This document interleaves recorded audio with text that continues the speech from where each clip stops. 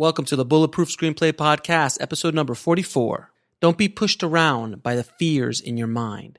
Be led by the dreams in your heart. Roy Bennett.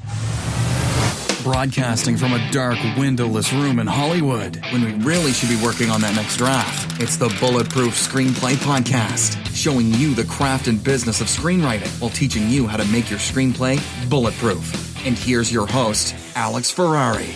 Welcome to another episode of the Bulletproof Screenplay Podcast. I am your humble host, Alex Ferrari.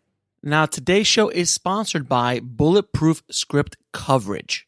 Now, unlike other script coverage services, Bulletproof Script Coverage actually focuses on the kind of project you are and the goals of the project you are. So we actually break it down by three categories: micro budget, indie film market, and studio film. There's no reason to get coverage from a reader that's used to reading tentpole movies when your movie's going to be done for $100,000. And we wanted to focus on that at Bulletproof Script Coverage.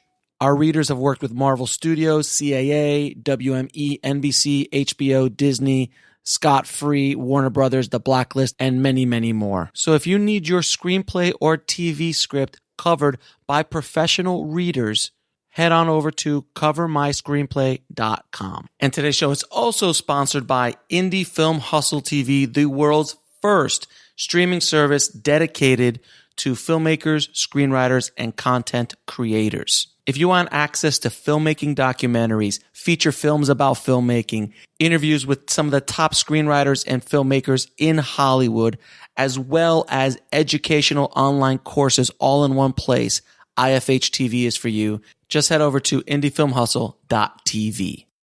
Now, today is a special crossover event between the Bulletproof Screenplay Podcast and the Indie Film Hustle Podcast. On the show, we have returning champion and legend in the screenwriting field, Linda Segar. Linda is the author of the best-selling, game-changing book, Making a Good Script Great. Some of her other titles are Writing for Subtext, Creating Unforgettable Characters, Making a Good Writer Great, Advanced Screenwriting, The Art of Adapting, Turning Fact and Fiction into Film, just to name a few. And her brand new book is called The Collaborative Art of Filmmaking from Script to Screen. In that book, she interviews over 80 well-known artists, directors, producers, writers, editors, composers, production designers, and see how they work together to make some of the greatest films of all time. Now, I love Linda. She was one of my early original guests on the Indie Film Hustle podcast show and an early guest on the Bulletproof Screenplay podcast.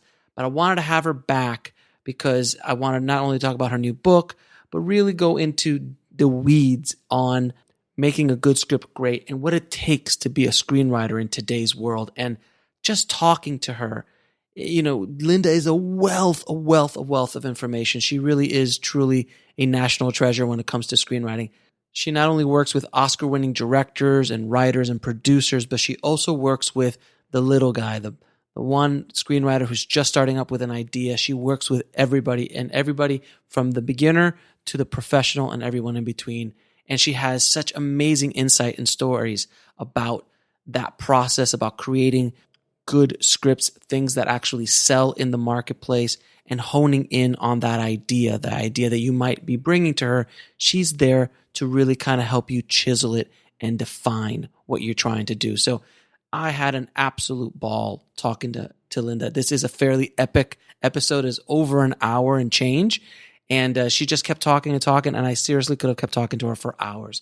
So without any further ado, please enjoy my conversation with Linda Segar. I'd like to welcome back to the show returning champion, Linda Segar. Thank you so much for being on the show, Linda. Oh, thank you.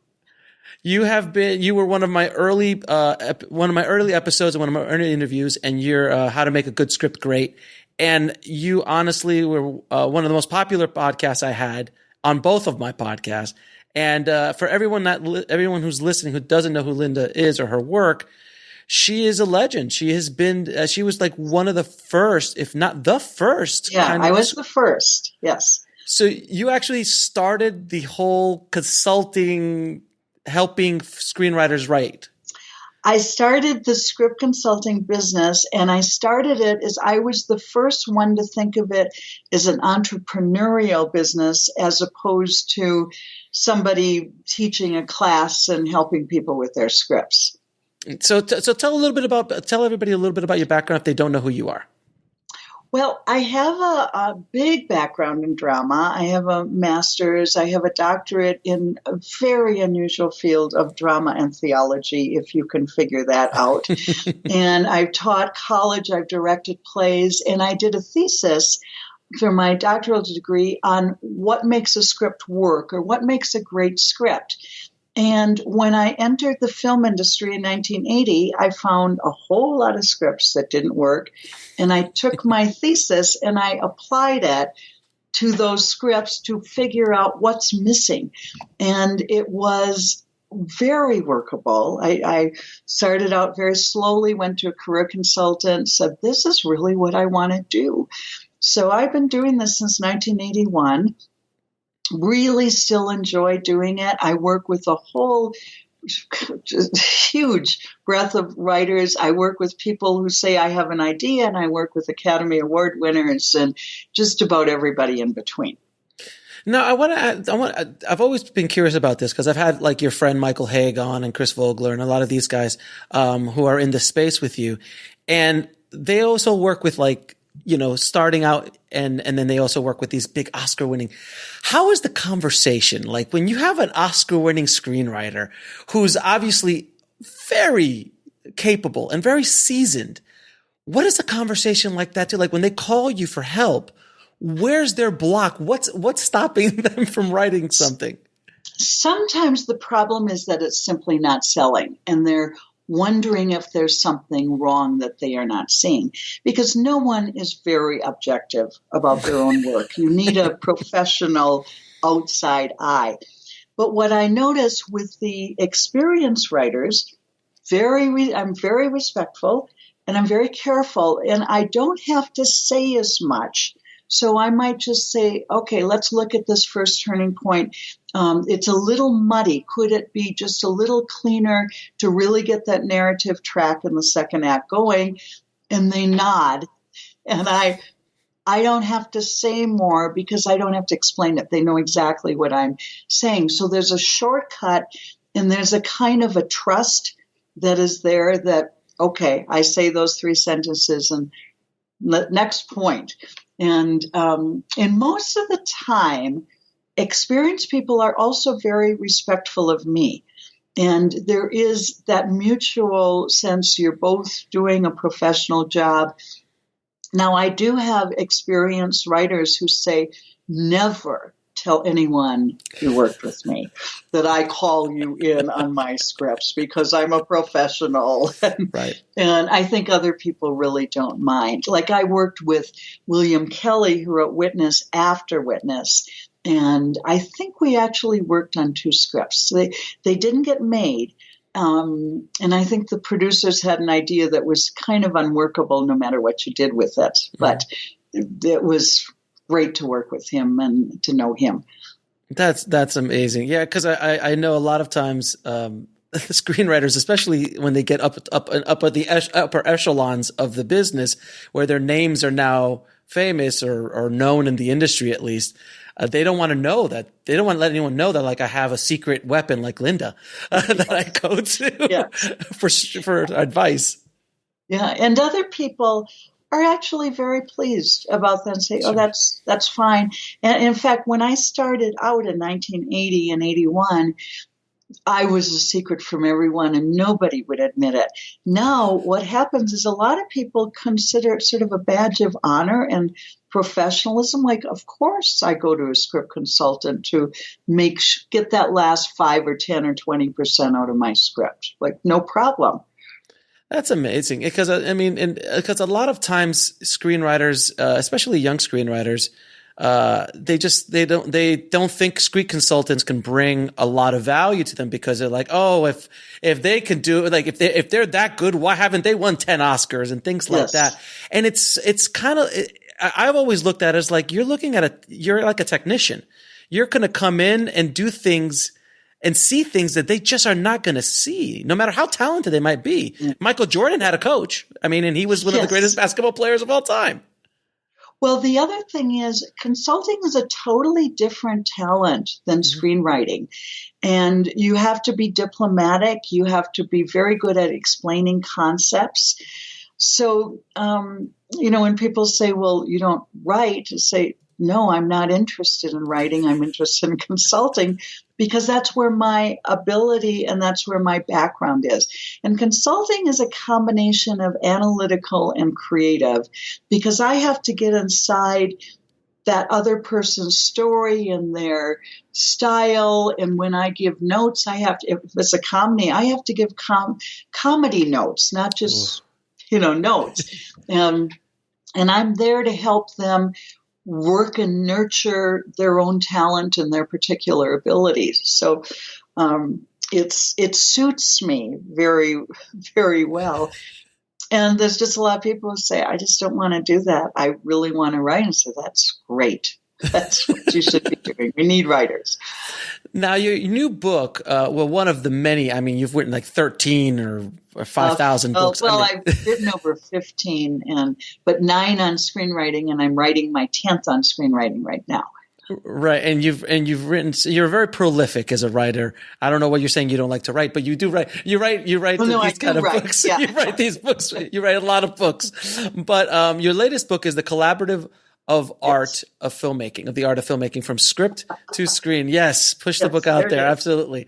So I wanted to ask you, what are some of the necessary elements that make a successful creative collaboration? Well, the first thing is that film used to be thought of as the director is the true artist. So it was called the auteur theory.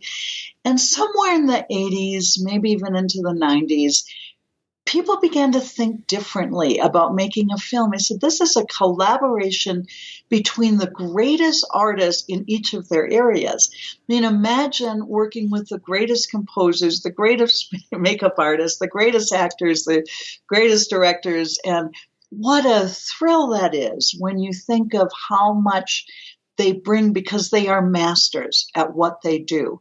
So the collaborative art of filmmaking follows the script from the script stage through every artist to look at what does each artist do along the way to create the film. And the script is really sometimes thought of as a guide or a blueprint. It's one of the few art forms that is not complete when you do it. It's not complete until all these different artists come in and do this great work with it. Now, what we did, the first 2 editions were done with, I had a co-author, Ed Wetmore, who actually died in 2016, but gave me permission before that to do the 3rd edition by myself. When we first did this, we interviewed 70 different artists, and then we've added interviews, and in this one, the 3rd edition, I've added some more and also did a lot of Google research as well. Now, and it isn't really exactly an interview book. What it is that all these different artists talk about ideas so I will discuss an idea. Let's just talk about what a composer does.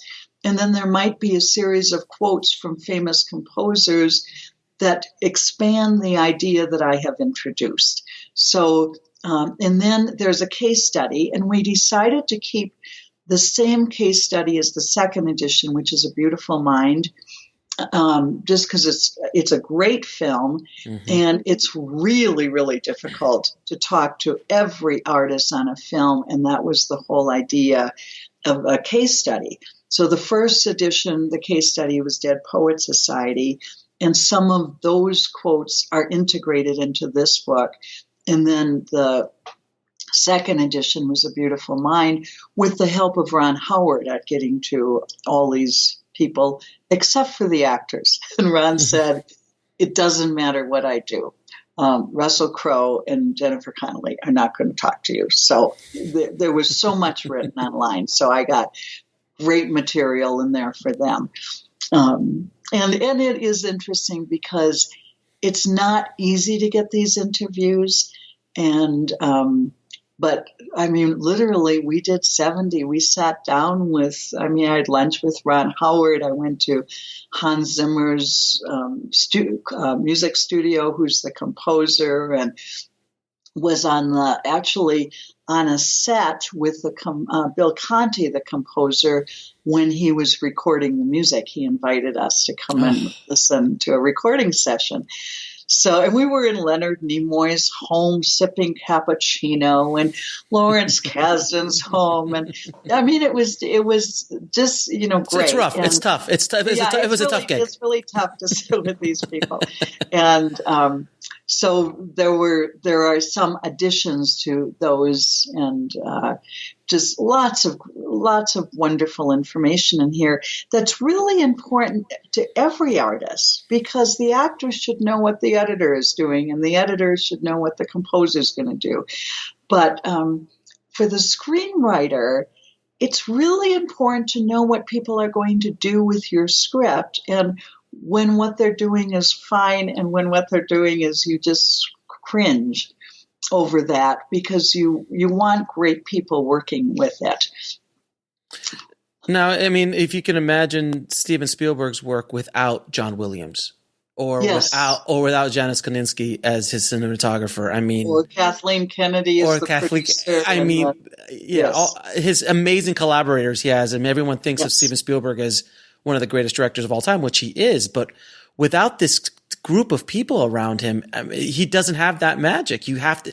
It is such a collaborative art, and people always forget about that because of this theory, the auteur theory, which, like the Kubricks of the world, and Billy Wilder and Orson Welles and these kind of older filmmakers, Alfred Hitchcock, but all of these guys had such they had collaborators for years. I know Ron Howard, he won't even move on a movie unless his first AD is available. And he's worked on it. Like, if his first AD, like, they will stop them. We can't go until the first AD is available.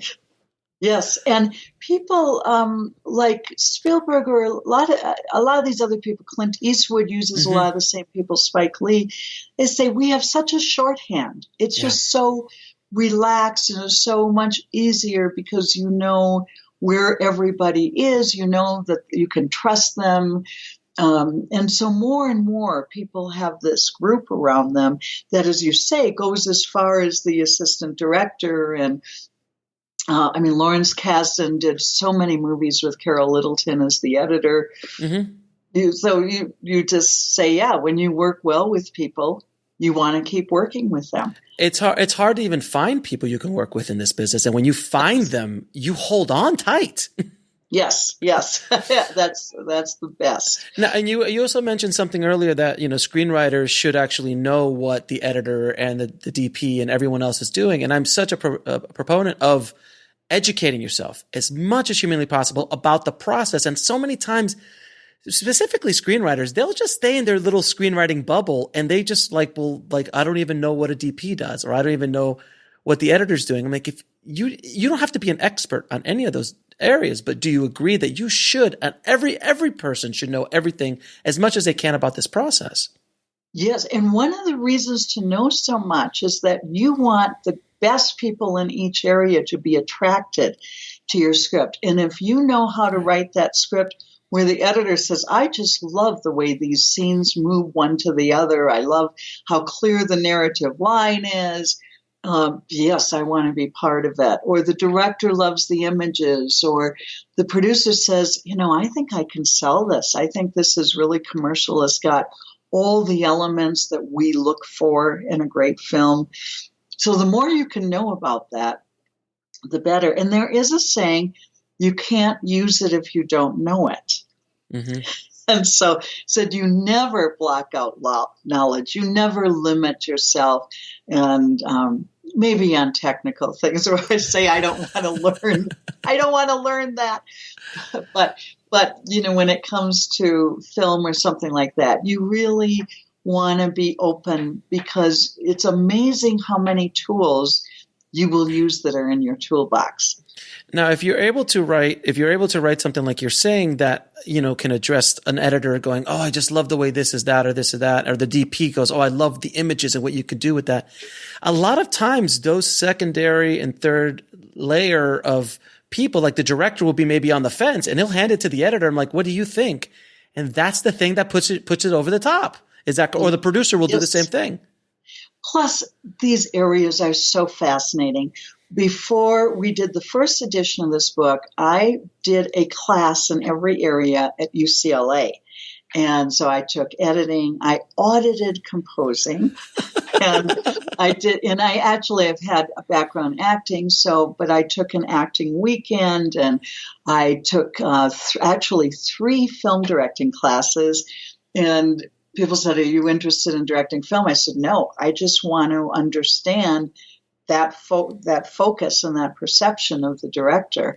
And I totally enjoyed all of these classes. They're just so fascinating to learn how all these different pieces fit together.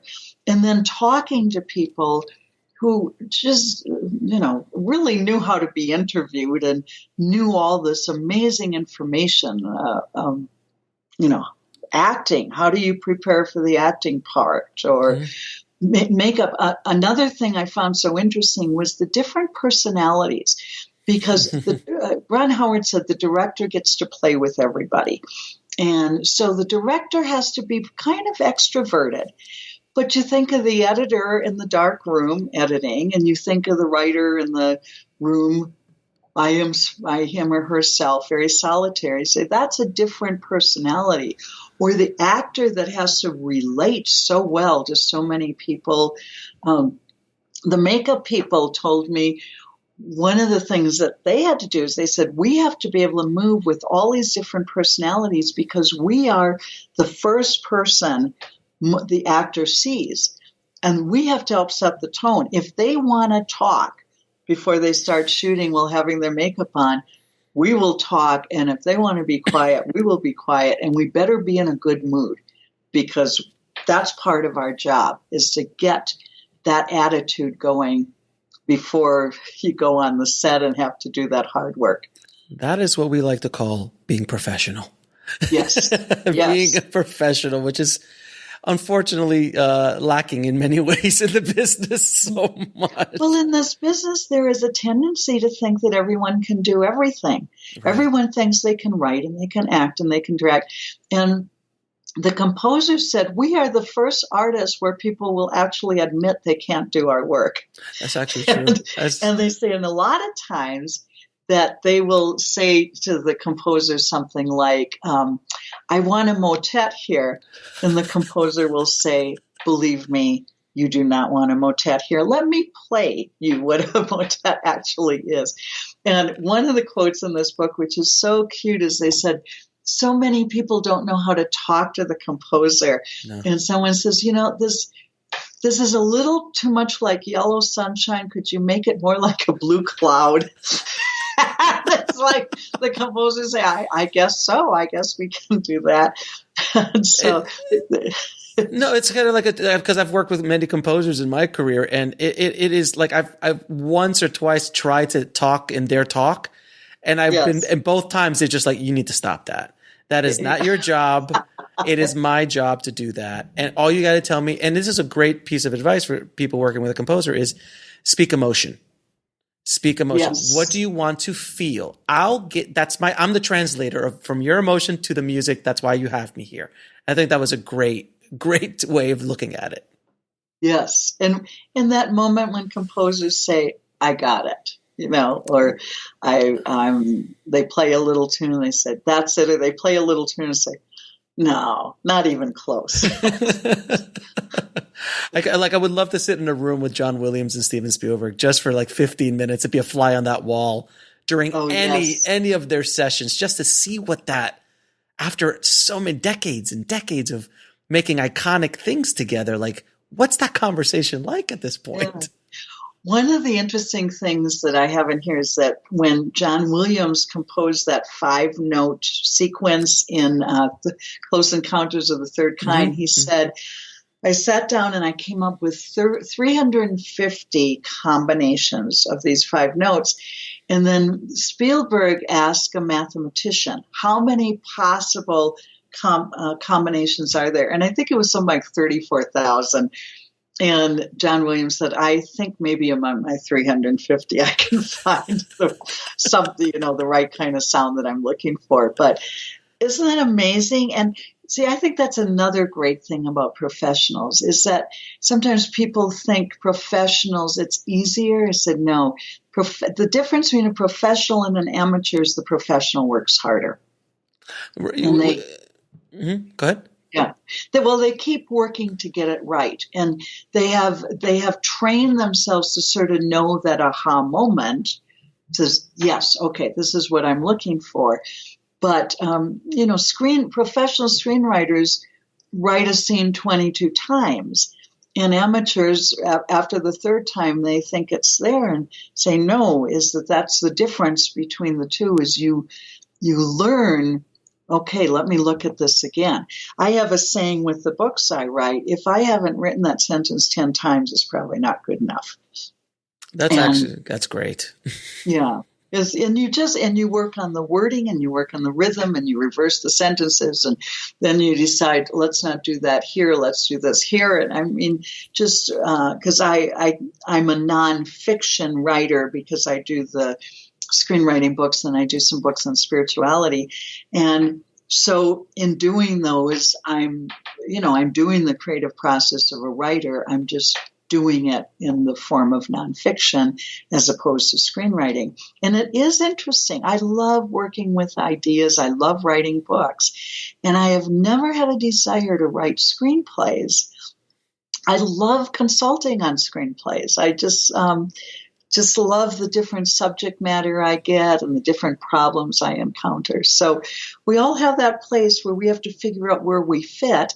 And what's nice about the collaborative art of filmmaking, that if you want to be in the film industry, but you're not sure where you want to be, you read about all these artists and say, oh, I'm fascinated with editing. I never knew that. I never did. And so the book will help you figure out where you fit. And if you're a new filmmaker doing low budget, the book will help you through those low budget films where you don't necessarily have all the people around you that the expensive studio films might have. Now, real quickly, you were talking about professionals and amateurs, and I know amateurs a lot of times, or people starting out when they're writing screenplays, they get caught up so much in the minutia of the period has to be here, that has to be there. All these rules in the formatting, not even structure or story, just the formatting. And it is important to format. And like I always tell people, I'm like, when you're Shane Black, they're going to let a spelling error go by. They're going to let some grammatical stuff go by because you're Shane Black or you're Aaron Sorkin. And that's going to fly. And you have to be so much more perfect when you're starting out. But I think they get caught up so much. I'm excited. When I started writing my screenplays, I did the same thing. I was just like literally periods and this and that. What's your opinion on that? Well, there's so many good formatting programs to help you. But if you're writing the first script, it doesn't matter. I mean, after you write it, you'll go and you'll reformat it. What you want to do is to start getting it down and have the experience of writing 100 pages. It's scary the first time. I wrote my first book, Making a Good Script Great. I was terrified until the last chapter. And what I learned was you can type when you are terrified. Your hands might be shaking, but you can still type. And pretty soon you take a deep breath and it's like, okay. And on many of my books, I've reached those points of sheer terror. Said, oh my gosh, I have to do this chapter, or what am I talking about? And is this good enough? And then you go back into it and you get feedback. That's extremely important in writing. And you go through the process. And, somewhere around my 6th book, it occurred to me I was an author. I used to say, I write books. And someone said, you're an author. I said, oh, yes, I guess I'm an author. And as you write, I mean, I feel like I have a handle on writing now. And it goes more easily in many ways because I don't get frustrated. I don't get upset. If I'm running into a problem, I go for help. I go for feedback. I hire a researcher. I mean, I do whatever is needed in order to do it. But terror is part of it, and especially at the beginning, and knowing that you're having trouble with something. You say, I don't know how to do this. I had a literary consultant for my first 7 books, and sometimes I needed him for the whole book. And so the first couple books he worked on the whole book. And my editor at the publisher say, why are you having that? That's what I do. And I said, well, you actually do something somewhat different. And he helps me present to you a good draft. So you don't have to do as much, but people have different talents. And then as I got more, farther along, when I ran into problems, I would go back to him. And sometimes I'd go back to him with a page. One of my books is, he said, you know what, your actually first chapter actually starts on page 2. Move that paragraph up, move these 3 paragraphs over here. I said, oh, that works really well. And I couldn't see it. So we need those people. Yeah, I understand your point of after 6 books, you think of yourself as an author. And it took me a long time before I considered myself a director or I considered myself a writer of any sort. After, or even a podcaster. At this point, like, yes. I guess I'm up. Like, I literally turn people like, "Oh, you're a podcaster." I'm like, I guess after 300-400 episodes, I guess I am. I don't. Yeah. I don't know. And isn't it interesting how long it takes for us to acknowledge? Yeah. On the other hand, some people acknowledge it so fast that they say, I'm a writer, director, producer. And you say, what have you done? And say, well, I have a couple ideas. Say, no, and a business card. And a business card. That quite yet. And they have a business card. Don't forget. They have that. They have a business card. So that's all they need. Yes. Now, I wanted to also, because I could talk to you for hours, so I'm going to try to get a little bit more in, because I wanted to also touch on a few of your other books and some of these concepts in your other books. I was fascinated about the concept of being competitive against being collaborative. And there's so many not only filmmakers, but screenwriters out there who have this kind of dog eat dog mentality when they're trying to just like, I got to undercut that guy or that girl's going to, I'm in competition with Aaron Sorkin. I'm like, no, you're not. So stop. Yes. You're not. What do you have to say about that? What advice can you give screenwriters and filmmakers who are this kind of dog eat dog competition? This is an amazing collaborative business. And if you have that sense of competition, work at getting over it. Now, when I started, I had that sense. And anytime someone came along or someone said, gee, they're just a great seminar leader. And I go, oh, are they better than me? Or that was a great script consultant. And every time that happened, I just said, I don't want to do this. I do not want to spend my life feeling competitive with people. So I don't have competitors. I have colleagues. Mm-hmm. And we have worked really hard since, I'd say, the late 1980s to come together. So most of my colleagues, I know them. I have good relationships with them. Some of them I'm very dear friends with. But the thing when you're collaborative is that you feed each other, which simply opens up your business. So I endorse other people's books. They endorse my book. My certain colleagues get me jobs. I get them jobs. We really, and we talk about things. Sometimes we have to talk about a contract. Sometimes we'll talk about maybe a problem we're having with a client, and you call and you say, "How do I handle this?" And I have one of mine, when if I ever get sort of caught up in that junky stuff, that we sometimes get caught up in. Mm-hmm. And Pamela J. Smith, who's a mythologist and script consultant also, she says, honey, don't get none of that on you. And she sets me straight. And sometimes, she'll say, leave this one alone. And other times she says, no, this has to be addressed. And let's work together on the email or how we're going to address this, because it's important for the industry to address certain things. So I think that's another thing. I have what I call my confidants. And when I'm not sure about something, I say, okay, how do I handle this? I don't think I'm not handling it well, or I have a feeling I'm not going to handle it well unless I talk to you. So we really need each other, and that begins to feed everything out and ripple outwards. I wrote a book about this. It's not a screenwriting book, but it's called The Better Way to Win. The Better Way to Win. Connecting, Not Competing for Success. Mm-hmm. And I did it as a master's degree I have an MA in feminist theology among these other degrees. And so I was interested, how do you move from one model of thinking to another when you've grown up and thinking of other people in your field as competition? And it took me a long time to get over that. But my intention was, I do not want to live my life this way. It just eats you away, and, you can't appreciate other people, and who's number one in the world? Oh, forget it.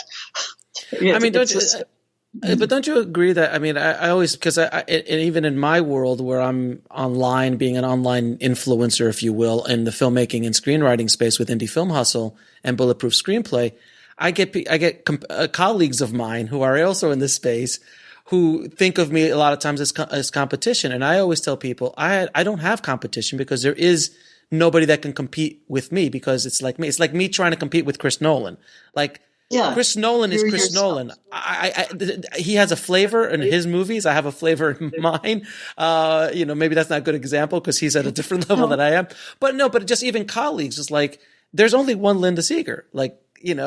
There's a Michael Haig, there's a Chris Vogler, there's a John Truby. All these guys have very different flavors and are presenting ideas just through their own filter. And it's just, you can't really compete at that point. And some people go ahead. Yeah, because you want to be authentic, not only as a human being, but in your work. And you say, my work is an expression of me, and so there isn't anyone else that does things the way that I do it. But I have teamed up. I even do team consulting at times, where just recently someone had a very mythic-oriented script. And so I did my work, and then they went to Pamela Smith, and she did her mythology work on it. And then Pamela and I had a phone conversation to just make sure we were in tune, because we said we don't want to contradict each other. We want to expand on each other.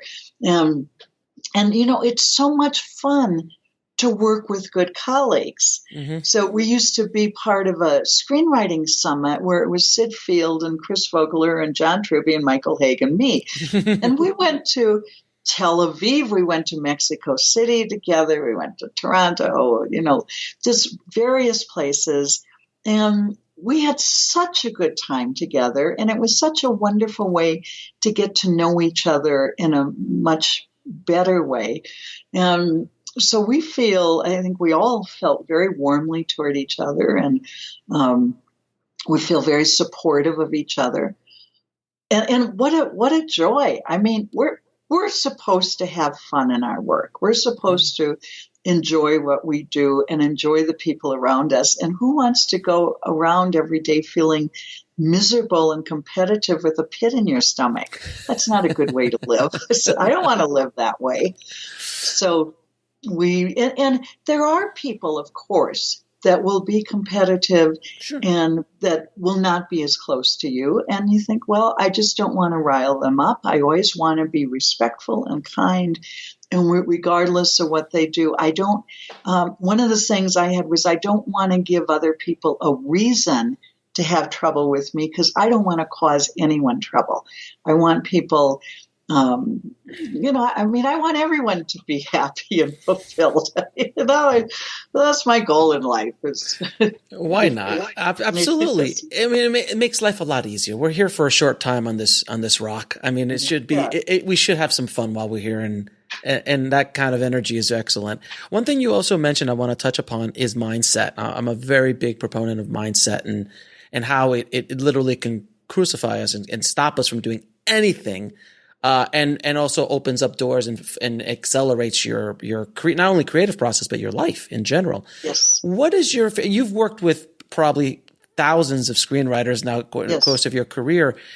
I'm assuming you've run into some interesting mindsets along the way, whether it be at the very high levels of Oscar-winning screenwriters to the amateur just starting out.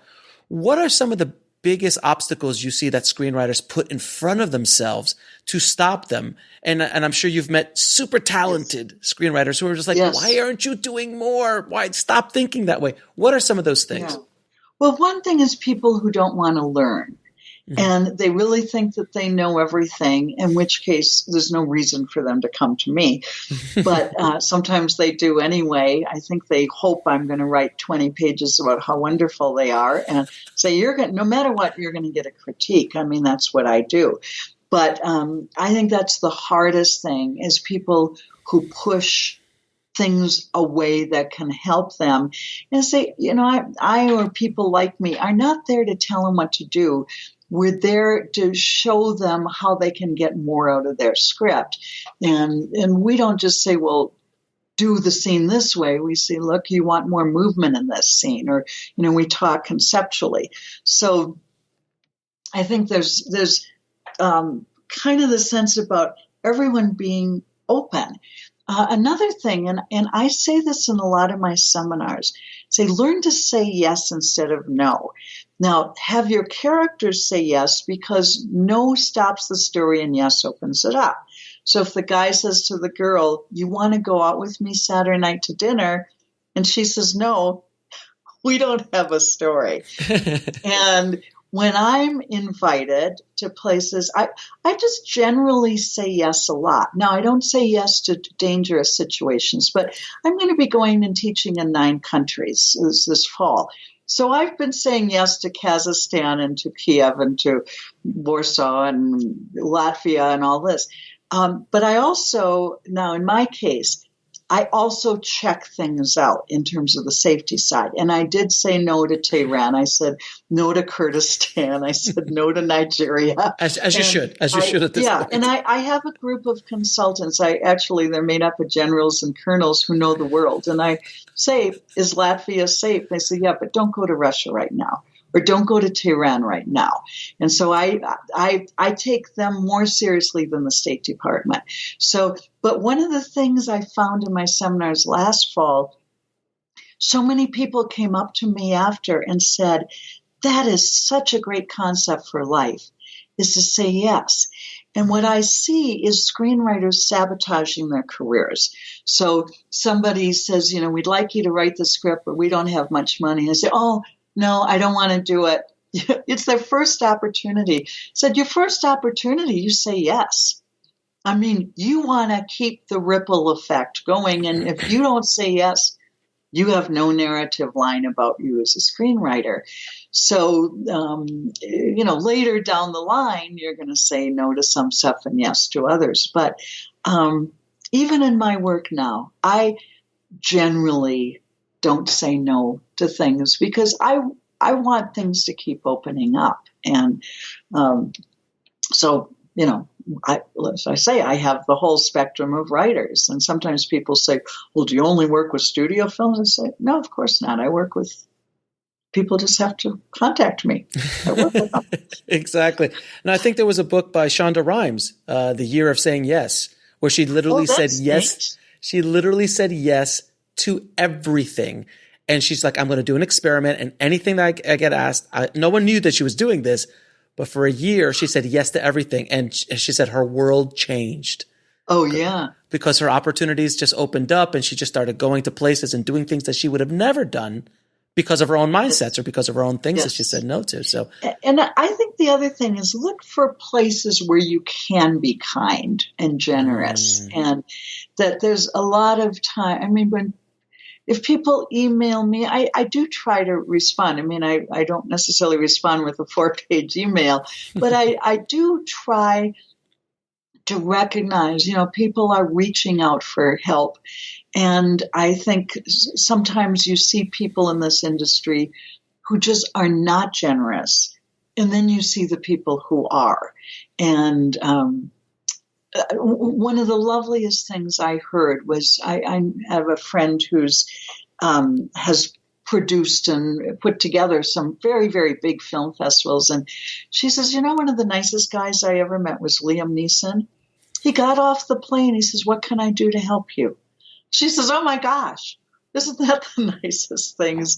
Versus someone getting off the plane with their entourage and their stuck-up nose and do this, do that. And so I think all of us, and it doesn't matter where we are in the world, is to say, I'm here. I want to do good things. And my sense is it's kind of like writing. If somebody says, why do you write? Says the only reason to write is to change the world as we know it. Mm-hmm. Without question. Yeah. So do you believe also, and I have to believe at this point that you would agree with what I'm about to say, but I've discovered it recently in the last few years, is once you become of service to other people in whatever shape that might be, it might be something small, it might be something big, the world changes for you and opportunities open up, the doors open. And I can't even tell you how many opportunities have presented me because of me being of service to a community of filmmakers and screenwriters out there. I literally get to sit down and have a conversation with a legend like yourself and have this connection that, if I would have called you, if I would just drop an email to you, I'm like, hey, can I just talk to you for an hour and a half? Probably not going to happen. But do you agree that just being of service really does open up a lot of opportunities with people and in their lives and their careers?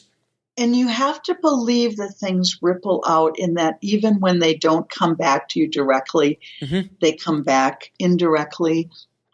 And so you want to keep the ripple, you want to keep that ripple going. Now, you also have written, many books on screenwriting, but you've also written books on spirituality.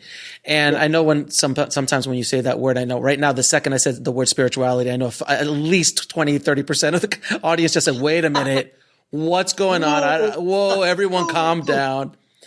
My audience is a little used to me talking about a little deeper subjects. I wanted to touch upon not only spirituality, but, because obviously you have a very unique pedigree with writing and theology, and where you come from. In regards to spirituality, in regards to your own journey in life as a creative, let's stay with a creative and a screenwriting. Yes. How can that concept of spirituality, whether you believe it or not, I always I use the term universe a lot, because like the universe does this and the energies of coming in and out. What is your advice to screenwriters and filmmakers, for that matter, in regards to getting in touch with themselves? I meditate a lot, and I teach meditation, yes, yeah. And I wanted to kind of bring that to my audience as well. And it's done so much for me. What are your feelings on this? Well, I wrote a book called Spiritual Steps on the Road to Success, and the subtitle is Gaining the Goal Without Losing Your Soul. And what interested me was the spiritual issues that go along with success. And I was mainly interested because as I moved from failure and things not working for years to becoming successful, I realized the issues become very different. And I think it's really easy when you get successful, you think you don't need to be spiritual anymore because you have everything you were praying about before. Of course, why? And what I discovered was just a whole new set of issues. And so I got interested in those issues, although the book begins with a chapter on what it means to feel called and all, or guided, or say the way opened up, or I just found my way and I love what I'm doing, or, however you define it. And so the first chapter is about that, but then as it moves on, it talks about some of the other issues. And I think there is a commitment. When I started out, I kind of made a commitment that I would try to do my business with spiritual principles and with spirituality. And I figured that I sort of figured I would make it. I didn't expect to do really well, but I said, I don't think I'm going to fall through the cracks. Now, there were times I did think I was going to fall through the cracks, and what I discovered instead was, things have gone far bigger and better than I had expected when I started out. But I think I was willing when I started out to say, I just want to actualize myself. I want to use my talents. I want to nurture people's creativity. And so then things open up, and then not saying no to how they open up, because we often put those gates down. Like, I saw myself, I bet all the studios are going to hire me. And won't that be great? And I'll get my names in the paper and maybe get thanked for an Academy Award. Well, that's not how my career went. I do work with experienced writers, but the studios don't hire people like me. And what I realized was, where the path is evolving, that's the path you walk down. And you don't just say, I'm sorry if I have to put my nose in the air. And so there is a lot about moving down and then realizing the issues you have to deal with change. And I don't think in anything we do things alone. I think our lives are collaborative. And that means if you need a therapist, go to a therapist. When I was starting my business, I went to the Jung Center in Los Angeles, and they had a sliding scale, and I was at the bottom of it because I had no money. Mm-hmm. But I worked with a Jungian, as Carl Jung, Jungian therapist for really several years. And it really helped, because every time an issue came up in my business, I had someplace to go. I work with a spiritual director at times, and I'm going on this long trip for 2 months, teaching in 9 countries. And when I taught and was gone for 2 months last fall, I worked with her throughout the summer, and I really think I'm going to go back, because I think I want to be ready for the opportunities, the challenges of that much travel, meeting lots of people, want to make sure I don't get too tired. I can't get sick. Because people say, that's so glamorous. And you say, yeah, it's not. It's wonderful for people who love to travel, which I do.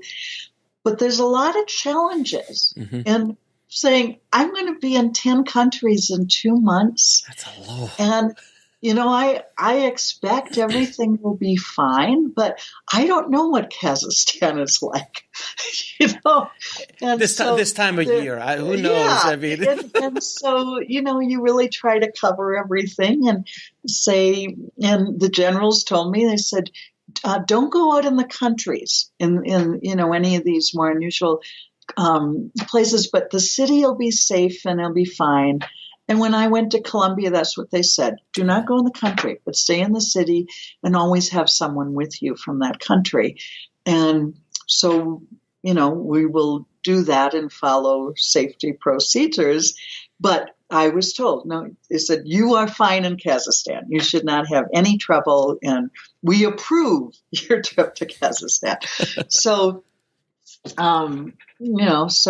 so there's, I think, keeping in touch. And I think the other thing is centering down, like when you're working on a screenplay or you're writing, is there's times you just have to take a breath and kind of sit with something. And when I write my books, there are times I will reread a chapter and I say, it's not good enough. It's not deep enough. It's not saying anything new. It's not emotional. And I sit down and I say, let me get into my gut. What is it I want to say that maybe somebody hasn't said before, and how do I get in touch with that, and then have the courage to say it and to be upright. But there is another thing I have noticed in my writing. I have been more willing to do personal stories and also to be funny. Mm-hmm. And I will say we're writing a book on dialogue, and my assistant does some of my typing and I do some of the dictating, and we'll just sit here. We'll say, that is so funny. I hope my readers just burst out laughing when they read that paragraph. So letting all those different parts of you out and saying, sometimes you have to sit down and think about what do I have to say that's fresh and new. And if I don't have anything to say, well, there's other jobs you can get. Now, do you agree that A lot of screenwriters specifically will go into this business, well, first of all, thinking they're going to be rich and famous, which Yes, generally speaking, not the greatest business plan I've ever heard of in my life. Yes. But if you're going into screenwriting and you're writing and you're putting all your energy in things, thinking of the market only and only thinking of making money or getting out there, that generally it doesn't work often. It's a lottery ticket. If there are outliers that works. But anytime I've heard of anyone writing something that really came from inside, really was something personal, in touch with something else, a story that no one else can tell, or a message that really resonates within a fictional story that comes from you, and you open yourself up and are exposing your soft underbelly, if you will. Yes, that is that's where the magic is, isn't it? That's where the stuff is, right? Yes. Is to pull it out and not be thinking about the market. Down the road, say your 10th or 15th script, you might develop that sense of a more of a commercial sense as you go along. Or you have an idea that someone doesn't think is commercial, and you say, how do I make this resonate with other people? And you work on it, and you get feedback from other people, and they say, I'm really bored the first 15 pages, but then you get into something really interesting. Say, oh, that's where I need to go. I need to build up on that. And so you do think, I get feedback when I write a book. I usually have 6 or 8 readers give me feedback, and then I eventually have the editor, of course. But I can't imagine turning a book into to a publisher, even after all these books, without having readers that are going to give me feedback and say, yeah, this is fascinating, or I don't understand this part, or this is repetitive, or and I mean, you want to get the filters. So, I sometimes I just pour a lot of things out and have other people help me filter it through. So there's a balance on anything, even a balance on the humor. Yeah, no, without question. But even with those commercial projects, a lot of times the writer needs to dig deep to even make something like A Beautiful Mind. Oh, yes. I forgot who the writer was. Who was that? Yeah, Kiva Goldsman. Kiva Goldsman, yeah, exactly. Yeah. I'm sure when he was writing that story, there was something deep in him that he put on that paper through that amazing story. And then Ron and Mr. Howard actually took it to another place, and his team did. But Akiva had to really work to get that job, because he was known sort of the Batman stuff and that kind of very entertaining thing. But he grew up in a house that brought in autistic children. And so his mother was a psychologist, and he knew he had something to offer. And he went after that. He was not on the short list of possible writers, but he heard about this, and he went and he just pitched his heart out. And he also took that chance of making that jump into more serious work in the same way that Steven Spielberg did it with Color Purple. And I have so much respect for people who take that chance. Think about Sally Field, from The Flying Nun to Sybil, or Farrah Fawcett Majors, that made that jump, and a number of actors. Robin Williams, Jim Carrey. Yeah. Dead Poets Society. You say that it is so risky, and it's so easy to not do that. And it's very difficult, because you have a built-in audience on one area, and then you make a jump into another. So when I started doing some spiritual books, everyone thought, "Well, you're nuts." But I mean, I have a doctorate, and I have 2 master's degrees in theology, and in focusing mainly on religion and the arts. But I thought, I have some things to say in this subject, and I have the background to be able to say things.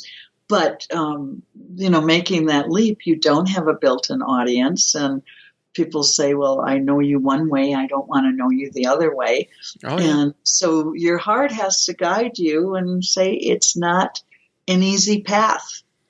Yeah, it's like, look, I'm going this direction as an artist and as a soul and a human being in this world. If you guys want to come along with me, great, but I'm going down this path. And if you don't, that's fine too. I'll come back and do something that you might like again, but this is where I have to go. Which is why my website has the writing part, and then you can click on the spirituality part if you so choose, and you don't have to choose that. Exactly. Now, you also touched upon something earlier, and this is another one of your great books about subtext.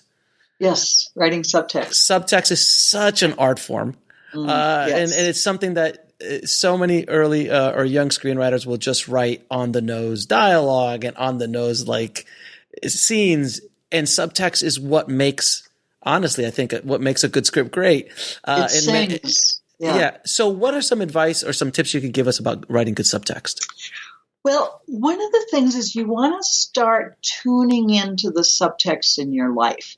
And when this was an assignment, Michael Weezy said, we'd really like to have a book on subtext. Would you like to write it? And I thought, oh, that sounds interesting, but I haven't thought about this. And so I started by tuning in, where do I see subtext? Where have I seen it in my past? Where do people say things where I think, I wonder what that really means? Mm-hmm. You know, when the guy says, I'll call you, and as you leave when you've just met, and you say, I wonder what that means. Now, if he calls me tomorrow, I'll know what it means. But if he doesn't, is he dead?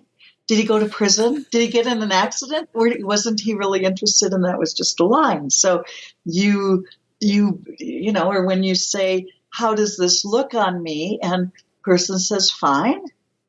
It looks fine. And he's like, no, you don't think I look too fat? No, it's okay.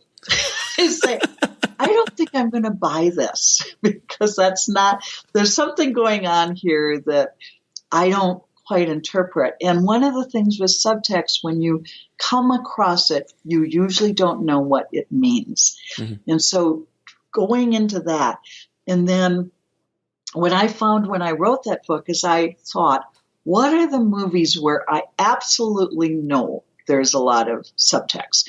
And one was Ordinary People, and one was Hitchcock's Shadow of Doubt. Mm. And so I studied those, and I began to look for the patterns. Where am I seeing subtext? How is this similar to this?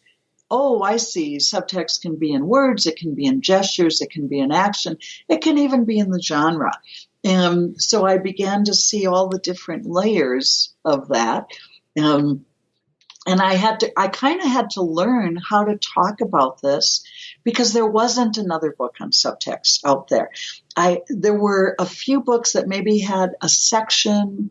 I don't even think a chapter. I think more like a mention. Mm-hmm. And since then, I think there's just been maybe 3 books since then.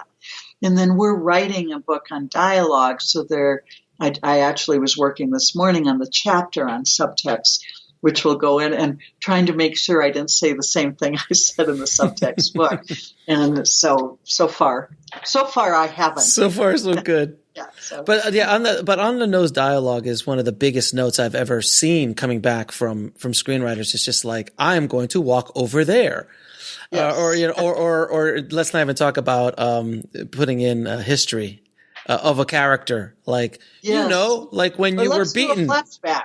To show that they had a terrible childhood. You know, like when your dad beat you. Like, no, look, you need to be much more. And I'm very keen of that when I watch a movie now, how they slip in that kind of, what's the word? It's free. I'm completely losing it. It's like a resonance, you know, or the little comment or this thing you say, oh, that either means the opposite or it carries layers of meaning. And that means that the writer needs to really love words and say, that's not the right word. It doesn't have the right resonance. It's like when you sing, there's a thing called the overtones. And you say it's that extra ring, almost like you almost hear that octave above or the octave below. And you say, that's what we're looking for. Or, you know, marine biology, the undertow. I say, we're looking for the undertow. Oh, nice. That you see something and you sense that underneath, you know, what lies beneath. And that takes a lot of work from the writer because usually the first or second draft is going to be more on the nose. Mm-hmm.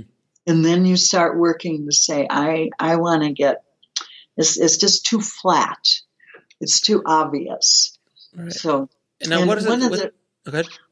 Well, I was just going to say, one of the things that I love about the book, I'm co-writing the dialogue book with John Winston Rainey, and the end, we're having a case study where we take a little section of a client's script with their permission, and then we do notes on it, and John does a rewrite, and a lot of the notes are, okay, we want a resonance here. We want to get a little deeper with what we're doing. And so people can actually see, how do you rewrite dialogue? How do you think through it to make it richer?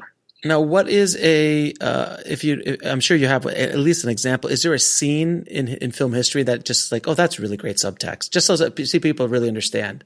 Yeah. Well, there's a scene in, well, I'll tell you what might be really famous. The photography scene in Ordinary People. Mm-hmm. It's around Christmas, and the father is trying to take a picture of the mother and the son, Conrad, and the son and the son really is uncomfortable with the mother, and he keeps crossing his arms and turning his back, and they want to get the two of them together. We'll show how, get it together, and he doesn't want to, and they're having all sorts of trouble getting the camera to work.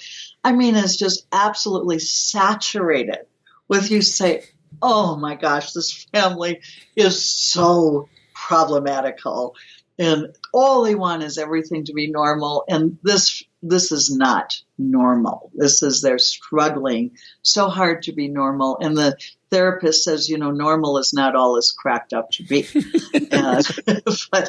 But I would look at Ordinary People. It's just filled. It was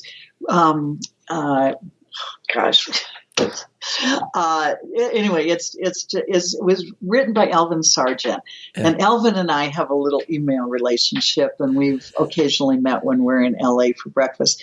He's absolutely adorable. He's had one of the longest histories of a screenwriter, way back, Paper Moon and all that, up to Spider-Man 2.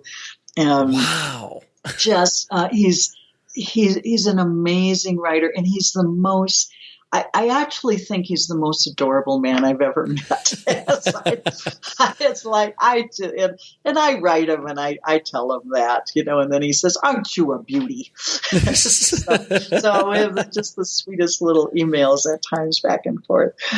Now, you also talk a lot about in your work the rewriting process. And how just insanely important is the rewriting process. Like you were saying earlier, a professional rewrites it 22 times. The amateur will write it 2 or 3 times. It's like, oh, it's good. We're good. Yeah. What are some methods that screenwriters can do in the rewriting process to make it more effective in their work? Well, the first thing is is that it's really good for you to get it out. So don't do too much evaluation too early in the process. You don't want the mother to come in and nag at you when you've just written just say that's not good. So there's times you just have to get it out. And what I do is, when I'm not sure about a word or a phrase, I put brackets around it, and I might write it 3 different ways, and then I let it sit, and I might sit there for a month until I say, oh wait, now it's clear about how I do it. But the first rewrite is really you going back to what you've rewritten. And I suggest you circle what is good. Don't get upset with what's bad. You might only find 3 lines or 3 sections that are good. Great. That's your guide for the rest. And then you rewrite, and then you start getting feedback. And sometimes I think it's good to be in a writer's group, if the writer's group is positive, and to, you have your group of friends, other writers that you send it to, listen to their feedback, but that doesn't mean you have to follow it. It just means listen. And then down the road, you might want to go to a script consultant, or if you don't have that group of friends who are writers who can give you initial feedback, then you can go to a script consultant earlier. Mm-hmm. But this idea of getting the help along the line and training yourself to say, I am willing to go back into this this is flat. Now, I'm going to have to think a bit about what I want to do about it. Mm-hmm. But nevertheless, I know this is where I want to approach it. And in some ways, it's a little bit like practicing anything. I've gone back to piano in the last 2 years. It's like I get up in the morning, and there's 3 measures that are really, really hard. I get up in the morning and I play them 3 times before I start my day. And you know what? They sound a whole lot better now than 2 months ago. Mm-hmm. And it's the same thing as you get up in the morning and you say, right now, I'm only going to work with these 5 sentences or this scene. And I'm not going to start with page 1. I'm going to go in. What are those places I have to tussle with that I know aren't working? And you just, break it up and you say, this is the process. It's the process of every single artist. Is you get it down to its smaller parts, you go back to the bigger parts. You get to the smaller, you go to the bigger. And it's something, you just learn a lot is this is the art process and don't resist it. Just recognize this is it.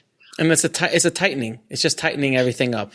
Strengthening, tightening, broadening, deepening. Yeah, all those are great words. All those are great words. Yes. And in your opinion, I think you were the best person to answer this question. What makes a good writer great? Well, they need to it's a combination of art and craft. And so your art is your voice. That somebody should be, sometimes people say, I can look at a movie and maybe I didn't see the credits and maybe I didn't see who wrote it. I look and it's a Woody Allen movie. Mm-hmm. Woody Allen has a very clear artistic voice. Or you look at Oliver Stone. Oh, that's got to be an Oliver Stone movie. Mm-hmm. Very much so. And so whatever that voice is, and it might take a number of scripts to find your voice and affirm your voice. Because sometimes people are really comedic and they're not taking advantage of that. And so you're saying, what makes up my voice? And how do I accentuate that and balance that? And then you need to know the craft. So you're putting your voice and your specific ideas together with, I know the 3-act structure. I know how to express my theme. I know what visuals mean and how to create metaphors cinematically. And I know how to round up my characters. I know how to make my characters more dimensional. I know when I'm hitting a cliche, I'm going to fix that. So you just keep learning about all these elements. And I learn a lot from other movies at this point. So sometimes I'll watch a movie and say, oh, I hadn't thought of that. Like Crash, 14 plot lines, all intersecting at the second turning point. Like, what's going on here? And I wrote a book called And the Best Screenplay Goes To, and I analyzed Crash, Shakespeare in Love, and Sideways. 3 very different movies. I spent 70 pages on each of them, interviewed the directors and the writers of all of them. And you begin to, you say, these are learning movies. So you find those movies where you say, I can learn a lot from watching this movie a number of times. And, I have favorite learning movies. I love As Good as It Gets. And love that movie. You quoted from that one and say, oh my gosh, you just watch that movie over and over again and you keep understanding dialogue, transformational arcs, relationships, character contrasts, everything. You learn so much. And the willingness to do a line that leaves you breathless. That line when Jack Nicholson's character says, you make me want to be a better man. Oh. And you just go, oh, my goodness. And what a deep line. Somebody had, James Brooks and Mark Andrus had to go deep inside themselves to find that ability for that kind of character to have made that kind of breakthrough, to actually be kind and let some of that inner side out. Yeah, I was on a plane the other day, and I watched Jerry Maguire again. I hadn't seen it in years. Yes. And when he says "you complete me" at the end, you had me at hello. It's so cliche now, but even still, it still has that impact, and it's still so powerful. And that's one of those lines in a movie. I mean, it's quoted. It capsulizes. It capitalizes it completely. That one line says everything you need to know about the movie. Yes. Without question. And the ability of the writer to write that line says you had to go to a good, deep place to write that line. But you also psychologically, as a screenwriter, have to be willing to go that deep, to kind of go maybe to places that you might not want to go to pull that out, because there are, if I may use Joseph Campbell, the treasure that you seek is in the cave that you are afraid to go into. Yes, yeah, and to say I have to keep, moving in that direction. It's a very fascinating process, the screenwriting process and the filmmaking process in general. Now I'm going to ask you. Okay. Oh, I was just going to say, and you need to know a lot of psychology to get into the different characters. And I think you need to be very careful in certain subject matters. Some people say, tread very carefully if you decide you're going to deal with evil people. And, and actors, I know actors who have said, I'm not going to do those kind of characters anymore because they inhabit me and I inhabit them. And it's hard to get rid of them after, and I have to go into that place. And do I really want to do that for the next year or 4 years of my life or whatever? I'm not talking about the perfect goody two-shoes characters, but you do have to be careful about taking serious subjects too lightly. Well, I mean, perfect example, just to follow up on that. I always tell people when I see someone who's quote unquote evil or bad, it is perspective. Because from the perspective of Hannibal Lecter, he's good. He's the hero. He's the hero of his own journey. He doesn't go twisting the mustache going, ah, ha, ha, ha, ha. Yes. And that's where all bad people or evil people, it is all about perspective. And I think the best villains they all have this kind of, in their perspective, they're doing good. If there's multi-layered, like I'm doing something bad according to other places, but I'm doing it for a good reason. Like, just perfect example is Thanos in Avengers. This last Avengers movies, he wants to destroy half of the universe, but his perspective is like, look, you're overpopulated. This is just what I'm going to do. So it's weird, but it's a way of it's a perspective. Would you agree? Yeah, and there's also a lot of times insecurity behind it, a really bad backstory. A lot of things to explore about what's really going on inside that person. What are they grappling with? What are their temptations that they have to give into? What are their obsessions? Because they don't have the good and the light to illuminate the way or to, help them take another path. And so you are in the grasp of evil too. Yeah, without question. Now I'm going to ask you the last few questions I ask all of my guests, Linda. I could talk to you for at least another 4 or 5 hours, but I want to respect your time. Now, what advice would you give a screenwriter wanting to break into the business today? Well, the thing is, you have to eventually know marketing, and you have to eventually look for opportunities to be able to either sell your script or to get an assignment to do a script. But I think know a lot and then get into organizations. Depending where you live, if you have a women in film near you, and men can join women in film now, or you have a cinema arts organization or any kind of screenwriting groups or whatever, get involved, because it has been proven that people who are in a community of some sort or collaborative in some sort do better. You have those people who say to you, let me yes, I have an agent, or let me refer you to, whatever that might be. So get involved and learn and try to get inside the business to some extent. If somebody says you want to come to the set, say yes, because the experience of being on a set and seeing what happens and all the waiting and all the cables that get moved around, but just to see what that is like is a really terrific experience to have. So you're trying to broaden your experience to understand this, and you're trying to build relationships. You want to be very careful about using people that you meet. But on the other hand, if you have an opportunity, have your 20-second elevator pitch ready. You get in the elevator with Steven Spielberg for some reason. He's going to the 12th floor. You better push the 12th floor button too. And say, I have 12 floors to say, I'm writing a story about about a shark that threatens the 4th of town and the 4th of July weekend. And yeah, exactly. Take the elevator with me. I want to talk to you. So then be prepared. That was the other thing. Be prepared. So when somebody says, I love your idea, do you have a script? It's a good idea to have the script.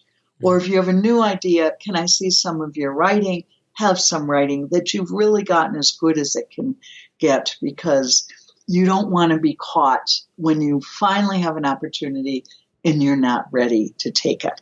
Would you believe that Steven Spielberg must be terrified of going into elevators by himself at this point in his career? Especially after I said that, if he hears the podcast, no. You're not I'm the gonna first. Press second floor. Honestly, I've had so many different, people on the show talking about pitching, and they always use Steven Spielberg in an elevator as an example. Yes. It's just poor Steven. The urban myth or something like that. I mean, it's insane. And okay, so can you tell me what book had the biggest impact on your life or career? You mean somebody else's book? Yes. Probably The Power of Positive Thinking by Norman Vincent Peale. Way back, I was ready to go to college. I had read that. Great. And maybe it had an influence because one of the questions on the application was, what books have you read in the last 6 months outside of classes? And I probably had one of the best book lists. I had The Making of the President, 1960. I had East of Eden. I had The Power of Positive Thinking. I had just a lot of great books on what I had been reading. So maybe it got me into college. That's great. It's a great book, by the way. Yeah. What is the lesson that took you the longest to learn, whether in the film industry or in life? Oh, I think the biggest lesson was learning that life is collaborative. I entered this business thinking you're self-made, and you just, you do it yourself. You never ask questions. You pretend to know everything. And it became clear that was not a good idea. And I literally spent about a year learning to change my thinking. And what was interesting was I had spent years, probably 14 years of living on the edge. And once I changed my thinking, I found success within a year. So that change of thinking is really important. Mindset. It's a better way to win, connecting, not competing for success. And the toughest question of all, 3 of your favorite films of all time. Amadeus is undoubtedly one. I call it the big gem. Uh-huh. People always know I'm going to mention Witness. Mm-hmm. And yes. And one of the reasons I'm a Quaker, and although we're not Amish, people sometimes mistake Amish and Quaker. And my husband proposed to me during the barn raising scene of Witness. It was not an exact proposal, but it was a sort of proposal, and then the real one came a little later. So of course it's very special. And then I knew Bill Kelly and Pamela Wallace. Bill Kelly has died. I talked to Earl Wallace once, but I didn't know him. But Bill and I occasionally had lunch together. Pamela and I have team taught together, and she's endorsed a few of my books, so that's special. But now you want a third one. I guess probably Tootsie. Oh, great. Oh, what just an amazing 3 movies. Yeah. I love Tootsie. It's such a... Yeah. Oh. And see, these films, when you find a favorite film, it really stands up. So you watch it over and over and over, and you say, I don't get tired of this film. Even when I know the dialogue, and know what they're going to say, is just you keep getting the nuances and say, what a brilliant piece of filmmaking. Yeah, mine's is always, and everyone listening to the show knows what I'm about to say, Shawshank Redemption, which I think is one of the most perfect films ever written, put together, everything. It's fantastic. And finally, where can people find you, your work, your books, everything that Linda has to offer? Yes. Well, if you know my name, Linda Segar, and think of Seger like Bob Seger, Seger, my website is lindasegar.com. My email is linda@lindasegar.com. You're going to easily find me. And I'm on YouTube, and I have, just a lot of things. And you can find some really interesting things on YouTube of me that are unexpected, like me horseback riding to music. You can even find that on YouTube.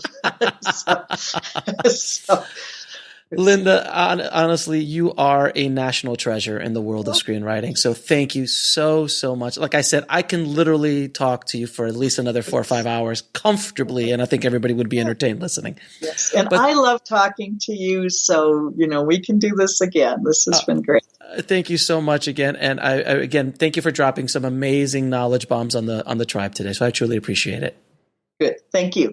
I want to thank Linda so much for her time and coming by the show and dropping major knowledge bombs on the tribe today. So Linda, thank you so much.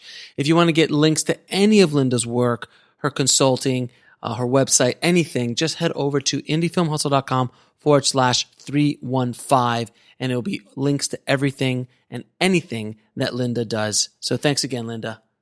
And guys, today is the day, my screening at the Chinese Theater of my new film On the Corner of Ego and Desire, plus a talk and book signing of my new book, Shooting for the Mob, is happening today. For tickets, just head over to indiefilmhustle.com/screening, and I hope to see you guys there. Thank you again so much for the support. And that's the end of another episode of the Indie Film Hustle podcast and the Bulletproof Screenplay podcast. As always, keep on writing, no matter what. I'll talk to you soon. Thanks for listening to the Bulletproof Screenplay podcast at bulletproofscreenplay.com. That's BULLETPROOFSCREENPLAY.com.